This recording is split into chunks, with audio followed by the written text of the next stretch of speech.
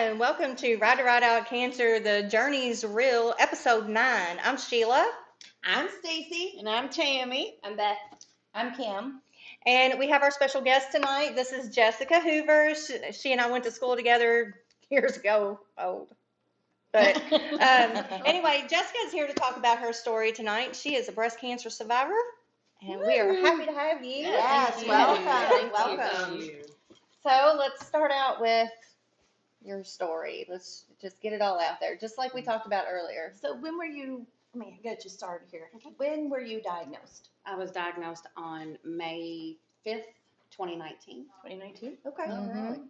And with, do you know what stage? Stage 3, triple negative.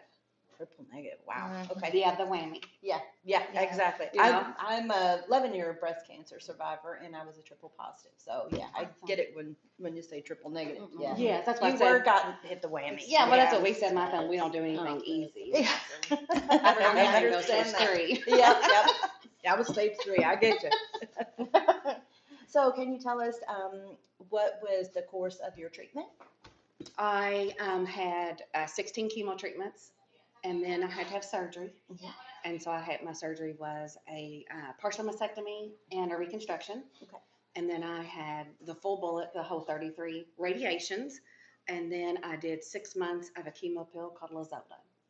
Wow. You and I kind of did the same kind of path. I did pre-surgery chemotherapy. Of course, I was a triple positive. I think I did 8 rounds of chemo. And then I did the Herceptin pill because I had the HER2 positive. Okay. And then I had a bilateral mastectomy and then the radiation treatment. So I'm going to get a lot of what you and I will have a good conversation. That's what I told her in the beginning. I was Yeah, like, you will you- have a lot of similarities Yeah, there right. with your story, too. Right. So with Mary Ann, she's not with us tonight. She wasn't feeling well. You know that she is just beginning or kind of midway in her breast cancer journey, and had a bilateral mastectomy with reconstruction back on March 17th. Outpatient surgery. It was outpatient. Yeah, can you imagine? That's crazy. Outpatient surgery. I can't Yeah. even fathom. So yeah, she is feeling a little uncomfortable, a little under the weather tonight, so she's not with us. But we kind of touched with Mary Ann on kind of her feels when she was diagnosed, and then of course you can kind of tell us a little bit about chemotherapy. I've kind of shared a little bit of my journey about chemotherapy, but I'd love to hear yours, being that you were triple negative versus Right. I was triple So positive. I did the AC, the adriamycin cytoxin. I So that wondering. was 6 vials. It was like 115 milligrams or whatever. So it was like literally 6 vials, and it was kind of scary because at the time my oldest daughter was pregnant, and so they would make her leave the area because if this got on you, it would burn through your skin. Oh, wow. And you know, my mother-in-law's going, and they're putting that into your body. Yeah. You know that. So the AC took my hair. And so I was telling Sheila earlier, you know, everything happens so quickly. Like you don't have time to think. Right. And so I decided if I'm going to lose my hair, I'm going to lose my hair the way I want to lose it. If I'm going to control anything. So I wore my hair short. Well, then I cut it into a pixie. And then after my first chemo treatment, the hair started to come out. You know, I bawled in the shower. My daughter came and cleaned me up. We drank a glass of wine. We were good. So then that next day, my hairdresser came out. And I had my mom and my sister and my daughter and a friend of mine that is a breast cancer survivor and my beautician. And we sat in my kitchen living room and we drank mimosas and ate strawberry pie. Yeah. There you go. Because for me, it was, I'm losing my hair, but I still have my life. Right. Like for me, every day you had to look for the good in it. Mhm. Because if you stayed in that, then I just couldn't do that. That's right. So I did 4 of the AC, and then I did 12 of the Taxol. And Taxol was, it gave me some neuropathy. I had to wear cooling gloves and cooling socks. Mm-hmm. I lost my eyebrows, eyelashes, but it was really nice because I didn't shave all summer. Yep. But that was really nice. Again, you had to look for the good in it. Just those little things. So I finished with that. So it's like I have everything written down in a book. I really never wrote down my story, but I wrote down the dates of everything. Mhm. So I started my first chemo treatment on May 31st, and by October 18th, I was done with chemo. I got to ring the bell. Yeah. I went out to Baptist, and I got to ring the bell. But by that time, being the triple negative, as aggressive as it is, the more aggressive the cancer is, the better the chemo reacts. So by the time I was done with my treatments, cancer was gone. That's awesome. And keep That's in amazing. mind, I had it in the breast, I had a lymph node affected, and I had my chest wall affected. Wow. Oh, I didn't know. It was all gone. That's awesome. Yeah. And so then I did my surgery 2 days before Thanksgiving. Again, look for the light. I didn't have to cook. Yeah. So, and then I started radiation on January 7th and did that until every day until February 21st. Mm-hmm. And then I started Lazota on March 11th. And I finished up in September 4th of last year was my last chemo pill. Wow. Good Wow. deal. And so the Zolota, well, the radiation gave me I don't know if you can kind of see it. It's kind of dark. I've got razor burn here on my neck really bad. And I look like a honey baked ham on this side for a while. And then the Zolota gave me hand and foot, which meant my hands and my feet peeled Yeah. and got sores. So I would have to lotion up and wear socks and gloves just to keep me from the sores getting worse. Wow. But I learned 3 things when I was going through all this. Is I had a wonderful support system. I was never by myself. Never. I did every chemo treatment. I was never by myself. I had my family and my friends. So I learned it is what it is. Mm-hmm. I'm getting that tattooed somewhere on my body. Right. We say that a lot. Because what can you do? Right. That's right. And then the Yeah, other one really. was you can do anything for a minute, and that was accessing my port. It kind of hurt, and Mm-hmm. I would do the little numbing cream. Well, that numbing cream didn't do anything. So I just started not using it and just sat there and would say, you can do anything for a minute, and she would access it, and it would be it. Wow. And then the other one was, it's amazing what you can do when you don't have a choice. Mm-hmm. I chose to live. Yeah. That's what I chose every day. Is I chose to live. So it was, let's go, let's do it. And my husband, we were talking, and I said, I really didn't cry very much. I did cry the day I got the diagnosis. I did cry the day that I lost my hair. And I cried the day that I knew it wasn't stage 4. Mm-hmm. But that was really it. The rest of the time, it was just, let's do You it. do what you gotta do. And when I get in stressful situations, I tend to make jokes. Mm-hmm. So that was That's okay.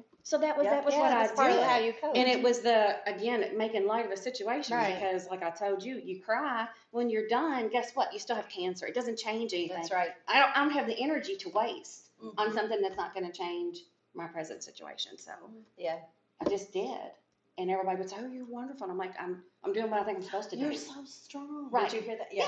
But I thought I was doing what I was supposed to do. Yeah. I was like, Yeah. I'm really not that strong, You're strong because you have to. Yeah, it was brought.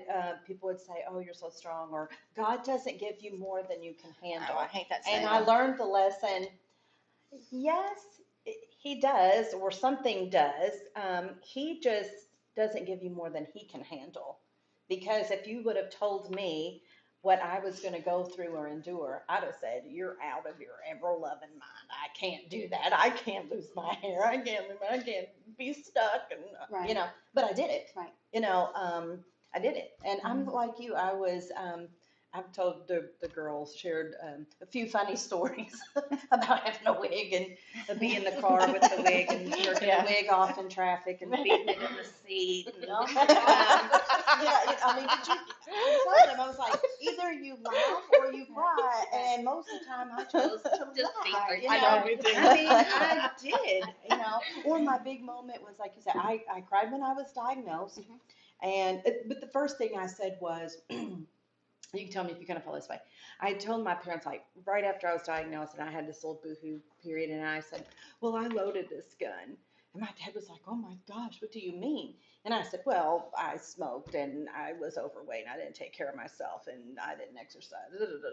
And throughout my journey and learned towards the end of it was like, the behavior oncologist, you get the behavior on, "Are you okay? Are you feeling all right? Right. In your head, do you need to talk to somebody?" So finally I needed to talk to somebody because I wouldn't stop working through. I worked through the first 5 rounds of chemo, which was your adriamycin, Cytox stuff. Mhm. So, yeah, I shouldn't have, but I did. I was like, oh, I'm not going to give up to this. And so finally, I'm like wore out. I've had my ass kicked. And so the behavior oncologist comes in and to talk to me. And so I'm telling her all this stuff. And I was like, you know what? I don't have time for this chemo shit. I need to work. I've got this to do and this to do and this to do. That was my whole thing is I don't have time for this. And she said, she just sat there and listened. She said, so you're one of those perfectionist control freaks, huh? And I was like, I am not. And my mom's over there doing this number. Yes. And she said, and I said, I don't try to control people or this or that. And she said, it's got to be done in your time and in your way. And, and so then I learned about the whole comment about I loaded this gun. She said, over time, she said, that's how I knew that you were about control. You didn't think that something this bad could just happen. It had to be something you did. You had to be in control to make this happen. So you learn a lot about yourself in going through a journey like that, or at least I did. It was like, oh, okay. Mine was, it kind of hit me out of the blue because there was no history. None in my family. Me neither. No genetic mutation, nothing, because I have 2 daughters, that was my first concern. Yep, My concern was always for everybody else to be comfortable, not me too. It was like, I'll just hang out, but I don't know. It just, I wasn't angry. I never asked the Lord why, because what's the point in that answer? Obviously he gave it to me, thought I could deal with it stronger than maybe my sister who a couple months before felt a spot and it was negative, and then I find that it's positive. That's crazy. Same thing. My sister. What? Yeah. See, I knew this was going to be something. Months before I found a lump in my breast, my sister's a nurse, and that's when I found a lump. I was like, is there any history of breast cancer in our family that, telling my mom, do you know? And she says, no. She said, well, when your sister had a cyst in hers and had it removed, we checked with all the family and nobody had it, and hers was just a cyst. So I went 7 months and did nothing about mine because I had convinced myself it was just like hers, it was a cyst. So that's crazy that your sister a few months before and it was nothing. Same That is thing. crazy. Yeah. That is crazy. It's funny how Now, I mean, if you guys, sorry, I didn't mean to but if you guys would have any questions or would like to talk to someone on the panel or talk to Jessica, our phone number is right down at the bottom of the screen. So give us a shout out. We can talk back, so you can call in and we can talk to you and you can talk to us. So, sorry, just had to get that out there. The number is, do we have it? It's 502-909-0136. Yep. Call and in. It should be down there too. So, Call in and talk. Call in and talk to us. Yeah, that's kind of how this podcast got going, was when Marianne was diagnosed. And she and I are kind of amongst ourselves talking to each other. And I was like, we were talking about getting diagnosed because that's kind of the only part I could share with her at that time that she could relate to. Like, well, how about this? And then it kind of got quiet because you hear how things are in the kitchen before we got started this podcast. There's a lot of chatter going on. And it was kind of like the chatter kind of died down and everybody was kind of listening to us like, what are you guys talking? We want to hear about, interested in your all's journey. And it's cool to listen to the two of you talk. Yes. And so then Marianne was like, I don't know, later on we were kind of all meeting together and she was like, I think I have a silly ideal. And this was at a meeting. It wasn't a silly ideal at all. That she says, what if we do a podcast and we kind of share different journeys, your journey, my experience, and how we relate to each other, and maybe it would help support other people. So yeah, I love it when, okay. Well, you're like me. I told Marianne, I said, this is not the path or the club or whatever that you would want to be in, but it's really a cool club once you're in it of the people that you meet. Because I've been to like the survivors banquets and stuff like that, and you meet other cancer survivors. I'm like, I don't know what it is about breast cancer survivors, but most of them have the best sense of humor. Bubbly personalities. Bubbly personalities were very strong. Just throw it out there. Just happy to be alive. Yeah. Now, see, I have to say that in my journey, I didn't meet a whole lot of that.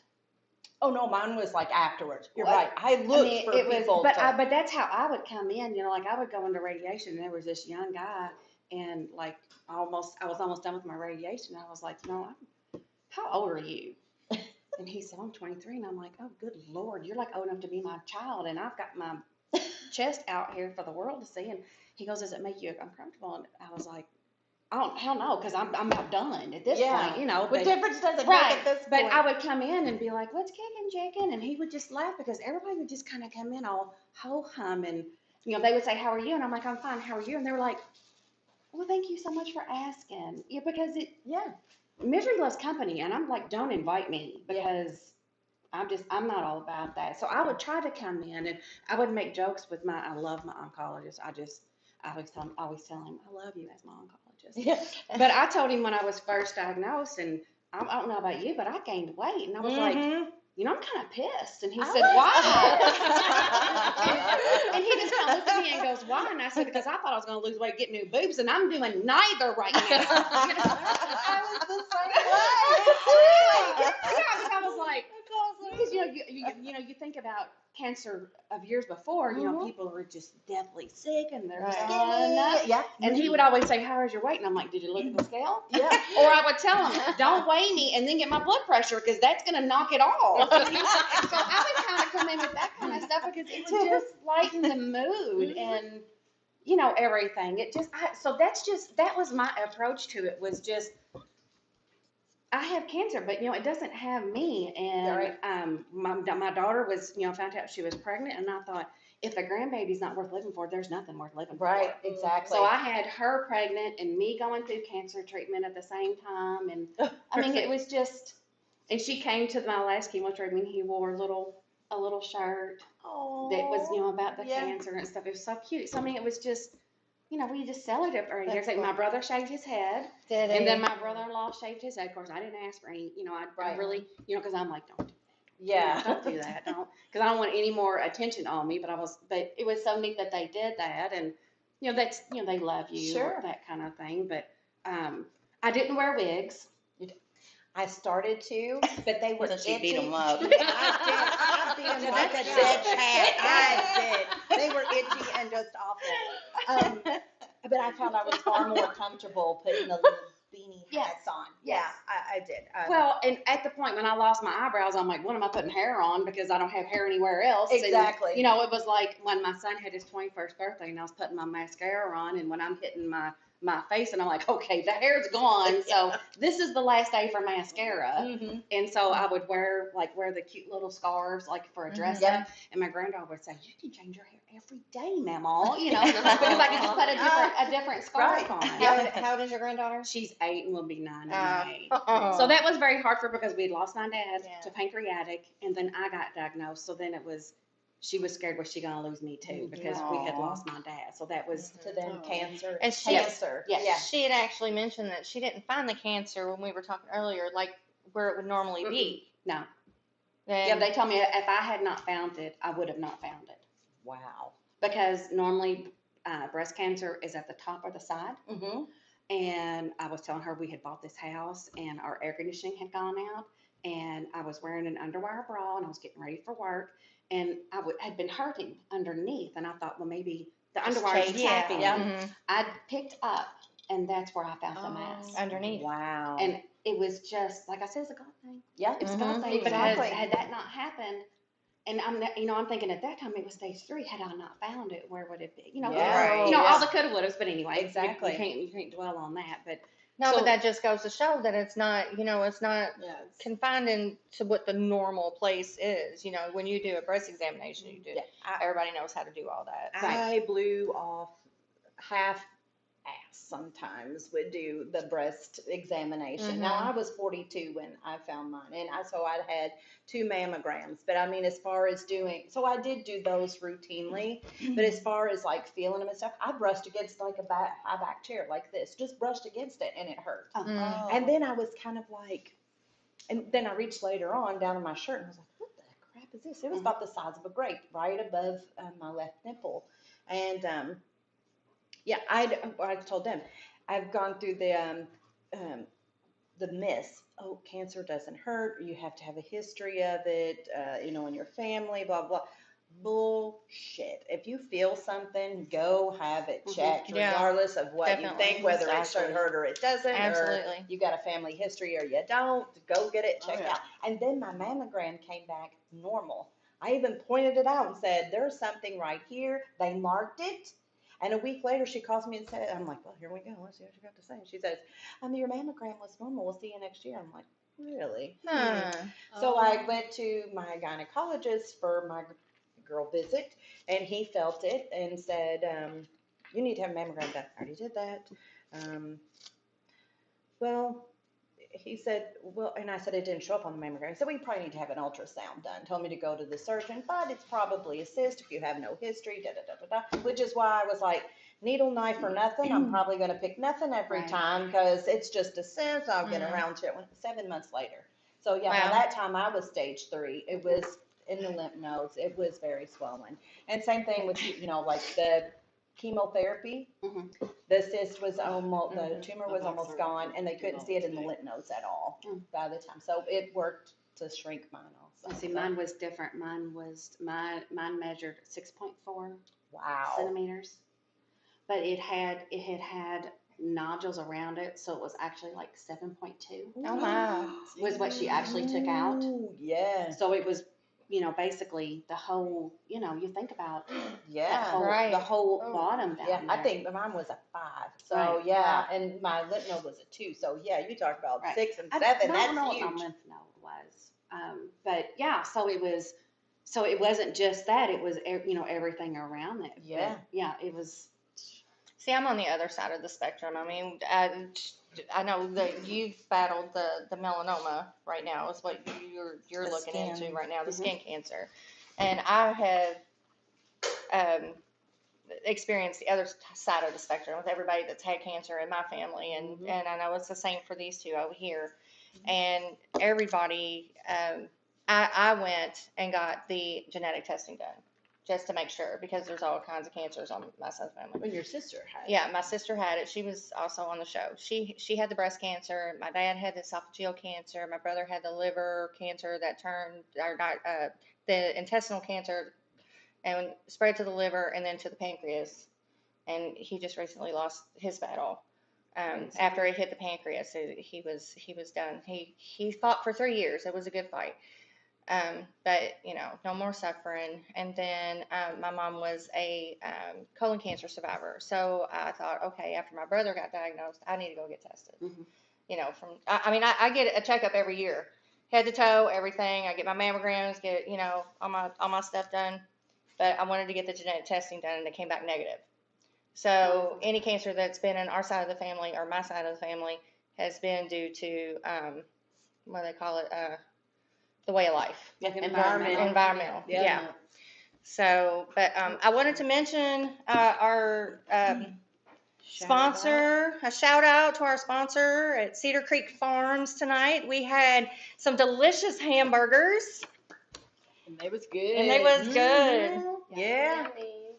The best meat you'll ever eat. That's Yeah. right. That's right. Cedar Creek Farms, located in Shepherdsville. Before we kind of close, I wanted to ask you, I know that you said after your surgery that you had reconstruction. Did you ever have a need for any prosthesis or anything before you had your reconstruction done? No, and that was the other part of it. These are still mine. They're still yours? Yeah. It's good. And I was Really? like, Yeah. I was like, yeah, but I said, and she was like, after the surgery, she was like, well, so what do you think? I'm like, well, they're not 20 and perky, but I'll take them. But they're mine. You think about what the fake boobs look like, and I'm like, well, Right. they're not hitting me here, so I'm not sure if I want them. So. That's funny because Marianne was like, I feel like mine's like way up here that I can't put my chin on. And I told my surgeon, I was like, I want them to look like Victoria's Secret boobies. Like, I don't want like porn star boobies. I just want like the Victoria's Secrets catalog. They Right. always look good, really good in their bras. I said, I just want that. And like when I was done, or I got an infection in one, my journey's been so whacked. But I was like, I wanted to tell him, I said, the next time I need to cut out the catalog and like put it on my little app. And we go ahead and say, this is what Copy and paste. Copy and paste. Here. This is what they need to look like. You know, you want a billboard, Right. kind of thing, But yeah, so yeah, we were talking with Marianne last week about hers, and your sister was telling us about a place called Cancer Link that will give free bras. That will for Fit the vasectomy prosthesis. patients and that will fit your prosthesis. And then there's my ladies that is on Eastern Parkway. That carries the prosthesis, and she will file with your insurance and stuff like that if they cover it. So, yeah, we want to throw that out there if you are in need for, if you're going through some type of surgery, a breast surgery. And CancerLink will actually be at Cancer Fest this year, September 11th, 2021, located at the Hillview Government Center. You'll definitely have to come to From 9 a.m. to Definitely. 10:30 p.m. Car show, truck show, chili cook-off, bands galore, and all kinds of vendors. So many good bands. So many good So many good Like bands. she goes back to Sorry, I'm absolutely just thrilled with our lineup. We had a won't get great, any work we out had of a them great this lineup year. last Is year. it hot in but- here? Because thinking about that, she's a fan of one of them, trust me. Big fan of a lot of all the bands that we have. But one of them in going particular. this. Anyway. Are you gonna call me out like that?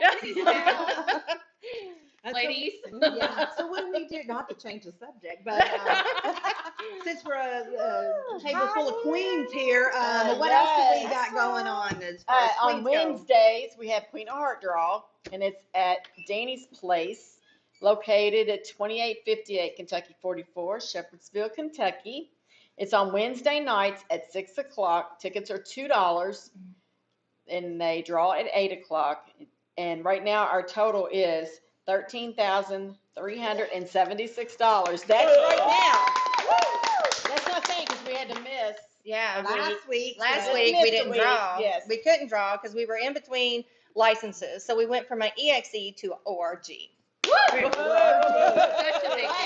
Right now, the payout, if you pick the Queen of Hearts, you would get half of that pot, and that's $66.88 as of now. That's just as of right As now. of We're now. thinking it's more like 15,000. And there's I think only- that's what we're gonna be at. I know the only, payout's well over $7,000. Well, there's only Yeah. 20 cards that you can choose from. Yeah, 20 numbers So, left. 20 numbers. cards left. The Yeah. cards. yeah. And Yes. This is our largest pot ever. Ever, yeah, Ever. ever. So you can Yeah, go buy to tickets. paypal.me/Queen of Hearts RTROBC and get your tickets online, or you can be at Danny's Place between 6 and 8 o'clock on Wednesday night. Hope to see you there. And also, if you're there and you pick a card and your name's called, if it's any of the face cards besides the Queen of Hearts, Or Joker. you get, and Joker, and you get a $50 payout, but you have to be there to get that. Yep. Mhm. But you don't have to be there if you buy the tickets and you get the Queen of Hearts. As long as your phone number You is just gotta on the have your phone card. number. And the number that you choose is on the card. Otherwise, it's a donation. Yes. Yeah. And So- if you go to PayPal, make sure that you put your name, your phone number, and their card numbers that you Please, want. please, please. Yeah. Please. If you have any questions, get on Facebook and comment, or call John Casey or what have you if you're Just- unsure how to do it. Right. And just so you feel sorry for me, I have like carpal tunnel and arthritis and everything in this hand. This is what I write with. I had to fill out all those tickets. So please. Excuse you? With help. I was gonna say, so I we're mean, soft really? liver. I meant to say we, not I, not me, we. That's because she fell. She pushed me. So we're always looking for new sponsors. Again, thank you to Cedar Creek Farms. If you want to be a sponsor for Ride Out Cancer, our upcoming Cancer Fest, want to be behind us, give us a call. Give John Casey a call at 502-408-0327.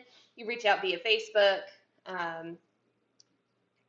And come back and see us Tuesday from 7:30 to 8. Who's going to be our guest star next week? We actually do not have one currently. Uh-oh. So we are also looking for individuals who would like to come on the show, sit and chit chat with us. For the If you wanna entire sit- month of April? We don't For have the any. entire month of April right now, we are wide open. Unfortunately, I've put out several things on Facebook. Nobody's really responded for the month of April yet. I have a couple of leads I have to follow up with this week. I will keep you guys posted. Okay. Yeah, if you're one of my anything comes friends up- that is going through cancer right now, don't make me get my scratcher out here. I've been calling you, and you're gonna come in on this show, or at least call in. Well, if so. we don't have anybody, we just sit here. Well, and Well, the thing yeah, is- We just sit here and talk. The thing is too, if You're you still gonna hear us talk. physically cannot be here, We'll have Jessica can back call in. again. I mean, yeah. absolutely give us a Yes. call. If we Yes. can't have you here physically, we can have you over the phone, and we can still kind of interact Mhm. and share your story and share your adventure and share your thoughts of everything that you've gone through. So you have that option as well. You don't actually have to come be here physically. Yeah. We do have other options. That works. Jessica, thank you. Thank you for so coming. much. It was really a pleasure. My That's people. interesting. This is interesting. I love all the it is. similarities, and we were able to smile and laugh about it. And, Mhm. and it just goes to Amazing. show, though, that even though there was a lot of similarities, there was a lot of differences. Mhm. And no journey is the no same. journey is the same. Not exactly the same. There are similarities, but it's not exactly the same. That's the whole concept of the journey's real. Well, Jessica? and for me, my mother-in-law had said, if someone could hear your story, then maybe they might not be so scared. Oh, I mean, yes, can- it's true. Cancer is scary. Yes, It it is. is. Trust me, Yeah. it's scary. But, you know, when you're on the other side of it, or if you have that wonderful support system, and, you know, they tell me 90% of it is your attitude. Absolutely. How you go about it. And that's what I want people to know, that it's scary, but it doesn't have to be. It's how you make it. Yes. My oncologist said that she can almost tell who was going to make it and who was going to struggle. Mhm. And by the first time they came to visit her, she said those that like that I don't have time for this, or what do we got to do to fix this, what do we got to do to beat it, are usually the ones, and with the positive attitudes, are the ones that she knows is going to beat it, and or have a better chance than the ones that come in and they've got their head hung and they're already defeated. Oh my Right. gosh, I've got cancer. I'm Yes. scared of it. You know, Mhm. I mean, we all have down times, but yeah, if you come in like a fighter with your boxing gloves on, most likely, and you keep that Boxing positive, gloves. that outlook, you're gonna too. your chances of kicking its tail or having an easier time with it. Well, and also what I did is when I was first diagnosed, I had worked for a chiropractor, and you know, he basically just sent me home and said, you need, you know, go take care of yourself. Well, I had patients that were wanting to call me and text me and tell me their story. Well, I didn't want to hear it. Right.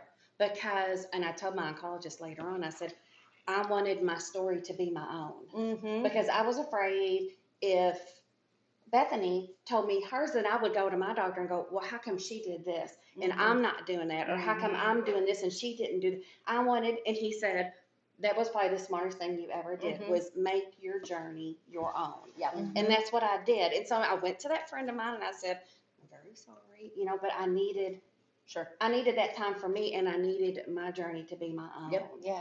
I would pester the life out of the doctor and say, well, what's the second round going to be like? You know, chemo. Well, what's the first round going to be? What's this going to be like? I bug the crap, and they're like, everybody's different. I can't tell you, but well, what's the side effects going to be? Mhm. I don't know. You may or may not have these side Mhm. effects. So they wouldn't tell me anything. Right. Everybody's different. And so I'd be like, oh, but I want to know. Right. No, I really didn't need to know.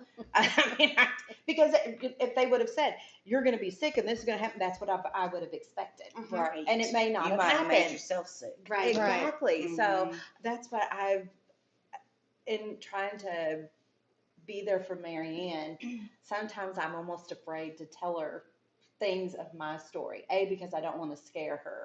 Mhm. And I tell her all the time, your journey's going to be different. Yeah. And your journey's not going to be as bad as mine, because I'm going to pray my tail off that it's not, that you don't have as rough a time. And I don't want to scare you of some of the things that happen to me to make it. And so I keep telling her all the time. Everybody's journey is different. Yeah, And that's why we do Marianne this. seems like it's just gone. And boom, I'm boom, so boom. glad, yeah. But then again, you can share that because she can see, Mm-hmm. but as bad as it sounds, Mhm. you did okay. So, yeah. you know what I'm saying? So it's, Sure, absolutely. Yeah, well, you know, that's but when I had that first Taxol and they put you in a bed, mm-hmm. because if you have an allergic reaction to it, and then they bring in this tackle box of meds that if you have an allergic reaction to it, they Going have this fishing. tackle box. I know, I'm like, are we fishing or are we doing chemo? What are we doing here?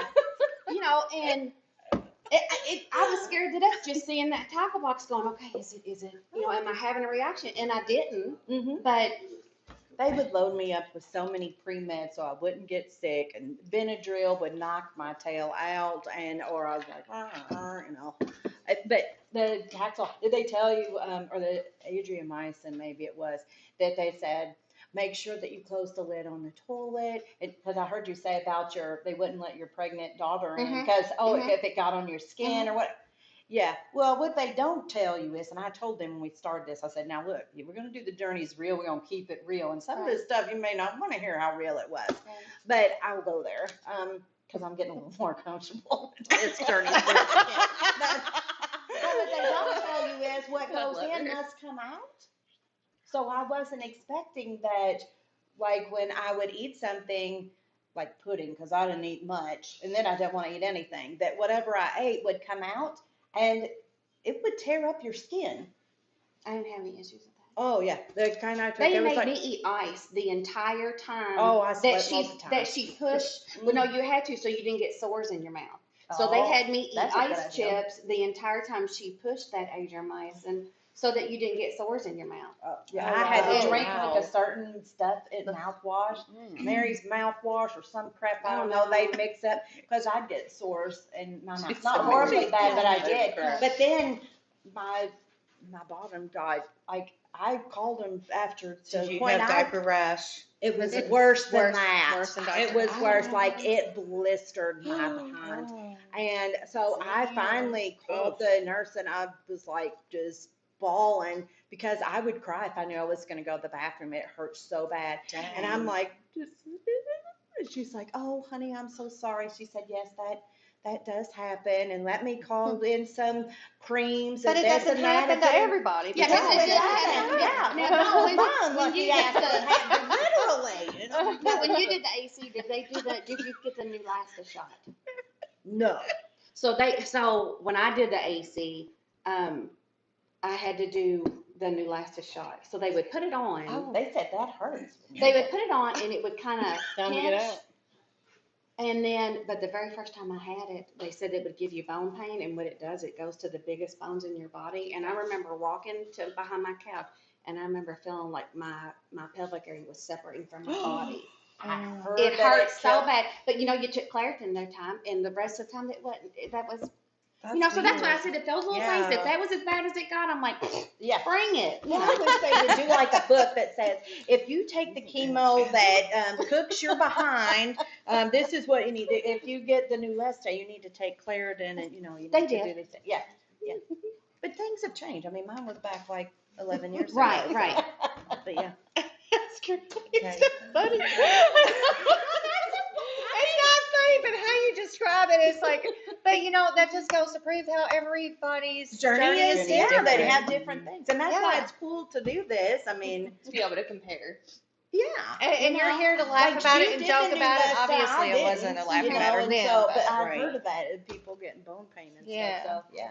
Yeah. I told you I was going to keep it Yeah, real. keep it real, girl. Yeah, That's the Good way job. to do it. Hey, All the way. but people didn't talk about that. They don't. Yeah. I have that like for years. I couldn't talk about that. I'm not going to get this feeling again, am I? She's getting all like, Well, and the other thing I was telling you that Why are you doing that? Just stretch my back. well, the other thing I told you that they don't talk about after treatment. Right. Right. My husband calls it the aftermath Mm-hmm. because everything happens so fast, and you're doing. And so now I told her, it's like now I'm going, what just happened? Put it to PTSD. We talked about You know, that. I would be laying in bed and I would be quiet, and all of a sudden a memory would flash. It would be the day I got the diagnosis, and I've got my husband and my sister, and I'm focused on watching how they're reacting, because then once she left, I got up and I just fell and cried, but they don't tell you about that. So like I'm on an anxiety medicine because I'm trying to navigate myself. I had a 15% chance of getting lymphedema. Mm-hmm. I got it. Yeah. Because what is that? lymphedema is because they took out the lymph node. the cancerous lymph node, and then they took out 2 sentinel lymph nodes to check to see if they were cancers. Mhm. Had they come back positive, they would have taken every lymph node out of my arm. they were not cancer. So they only took out 3. So that's why even adding radiation only gave me a 15% chance. And I got it. So what happens is the fluid Remember my garbage doesn't have anywhere to go because it has those lymph nodes to pass Gotcha. through. Gotcha. So my room looks like a hospital room. That's what you were talking I about. have my CPAP. I have my pump that I get on this little, looks like a shirt and a pair of shorts. I look like Michelin Man. That's what I say. I look like. And I lay on the pump for an hour, and it just pumps air, just trying to pump that fluid out of your body, you know. And then I'm have been on oxygen for the CPAP, so I do that every night. We had to do that the rest of your life, or? You know, I went today to my lymphedema PT, and she was like, well, you know, it's not any better. It's not any worse. And I'm like, it's not any better. She's like, it's not any worse. And I had my mask on. I was like, but it's not any better.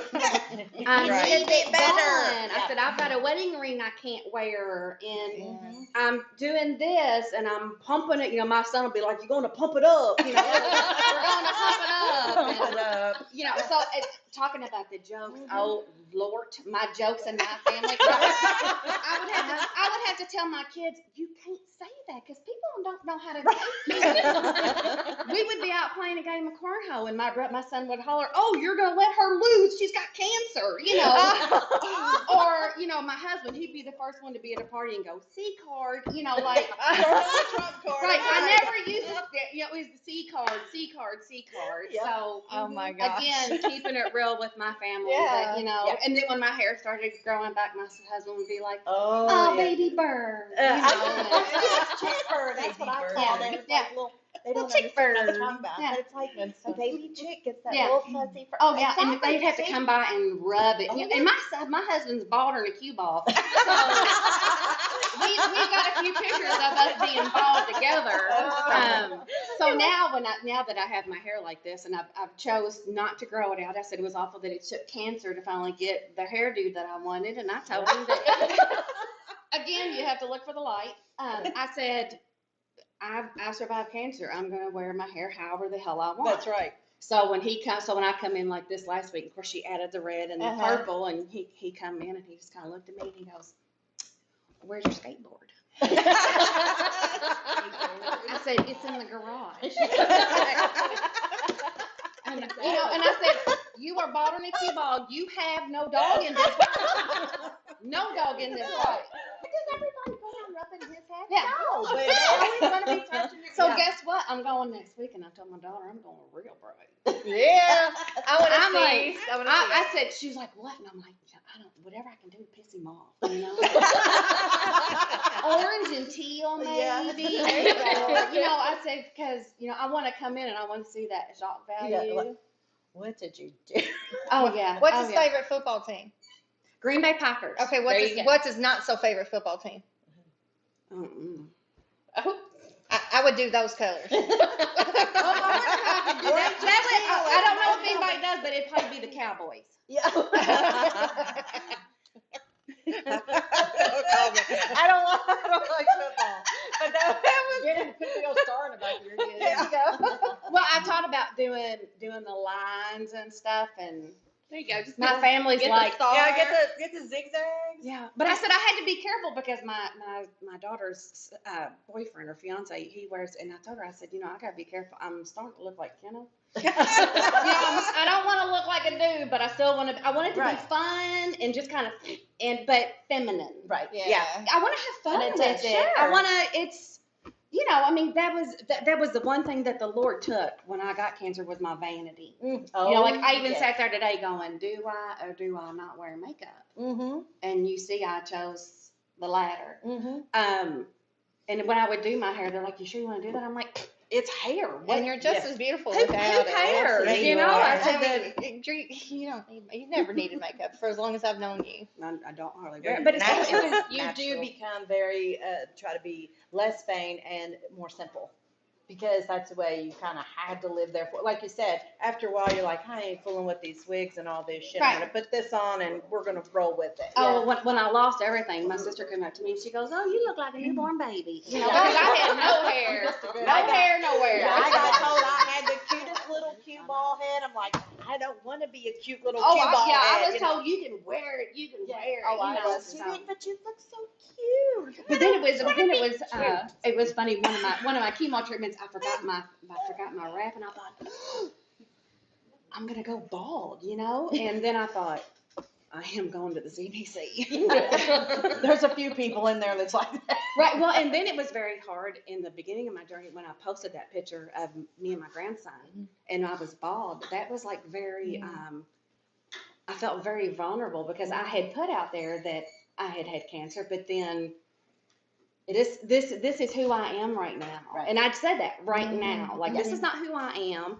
And I put that, and I was looking down at him, and you can see my bald head, and he was just a baby. But that was very hard for me, but that was a way for me to say, It's this a is who I precious am. moment when you look back on it now. You're glad you did it. Oh, I get have it. everything. I was so, like, I ran out in the front yard one time without my hat on, and then I got out there and went, oh, I don't have my hat on, and I ran back inside, or somebody Oh, said, no. you don't have your hat on, because they knew I was, like, freaked out Oh, about anybody seeing me. Like, if somebody came over my house, I'd run and go put a cap on, No. you know. Oh, not me. But If I was at home, Yeah. I was around, I did, and I'd lay on the couch and I'd rub my chick fuzz myself. It was funny though, I went and talking about going to the oncologists and without your hat. I went in there one time and I'm looking around the girl at the front desk and I was just, my hair may have been this long. I mean, just barely some chick fuzz. And she's like, how you doing? I snatched the hat off and I said, look, I'm getting my hair back. And she's like, yeah, okay, I think I see it. She probably didn't see it any more than the man in the movie, but she humored me and said, oh, yeah, I see it's coming back. And you could just like barely feel it. It wasn't like, you couldn't see it, but I was so proud of that little chick fuzz. And put my hat back how on. did yours come back? So I was always like a strawberry blonde. It came back like a dirty blonde. And I wore mine short for a long time. I mean, it's the longest it's been since my cancer journey. But for a long time, I wore it short. Mine was brown, and it came back, I say salt and pepper, but it was probably a little saltier. Yeah. And I was like, Yeah, mine was like just dull. but my granddaughter looked at me, and I was like, but I am a mama, so it works. Yeah. And, you know, she was like, are you going to cut it? And I'm like, no, this is my badge. This is who I am now. Why am I going to, of course, now I'm having fun with it, but I thought, why am I, Right. yeah, you got hair, so who cares what it Yeah, that chick fuzz, even chick fuzz, you're proud of it, you know. I didn't care what it came back. Oh, your hair can come back curly or straight, I don't care as long as it comes back. And Oh, I was going to get haircuts, and they were like, you get haircuts? I'm like, yeah, I can't have it hanging on my ears down my neck. If I don't like it down a man's neck, I don't like it down my right. neck. So I would just get it trimmed up and get And I it, was like, you know. I want it spiky, and yeah, I did that too. Yeah. Oh, I wore a mohawk for a while. Yeah, you're so classy. That short hair looks good on you. That's That what is I hear. Yeah, I like I was like, it It fits my does. sass and my personality that I had at that time. Right. You know, Oh, I guess. Well, I'm I still tell you thinking. what, Jessica, you have been a light Absolutely. and a pleasure. Yeah. So Yeah. You know much what? fun. My saying to that is it's a how's it go? Well, forevermore. It's a curse. It's a blessing or a curse, and I still don't know. Yeah, there you go. Well, for us, it's been a blessing. You have definitely, matter of fact, we're 30 minutes over our regular time slot. It's our fault. It's 20. It's okay. Oh, just 20. Okay, well, sorry. 20. No, don't apologize. Not in the least, because I'm going to tell you something. This has been a joy. I've enjoyed you being here, and your journey has touched people. Exactly. Yeah. You put your That's journey. the whole point. I And, mean, and really. you've touched people, and you connected with someone, and you connected with all of us, really. And I'm just like, I'm so blessed. We're all so blessed for you to be here Yes. tonight. Look, For well, thank you Yes. so much for getting back with me. And I've been waiting, and when I saw it pop off on Facebook, I was like, as soon as I saw She hopped on. I'm not even gonna lie. She wrote me real late at night. I was already in bed. One eye open, one eye closed. I was like, okay, I got it in the morning. Well, she sent me a message too. So No, I didn't know that, right? And then I forgot, and then I read where it said Duke, so I just contacted No, you you're both, fine. 'cause I was You getting are no, we got fine. it. So it has been a great show. Yeah. It really has been a great show. I Good think you job, will have to everybody. come back again. Oh, I absolutely. would love to. Yes. I would Yes, love to. absolutely. And we always end our show with our regular Who's doing the countdown? Would One. it be you? 2, 3. Fuck cancer! cancer! Thank you.